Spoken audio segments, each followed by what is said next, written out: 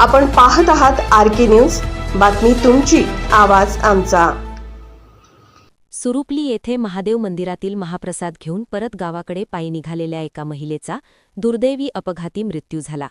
सुवर्णा बाळासो पाटील वय 56 राहणार सुरुपली तालुका कागल यांना पाठीमागून भरधाव येणाऱ्या टाटा मॅजिक वाहनाने जोराची धडक दिल्याने त्यांचा जागीच मृत्यू झाला.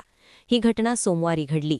सुवर्णा पाटील या महादेव दादू पाटील, पत्नी सुमन पाटील, वहिनी सुवर्णा पाटील, सून संजीवनी पाटील व आनंदी मारुती पाटील यांच्यासमवेत महादेव मंदिरात महाप्रसादासाठी गेल्या होत्या.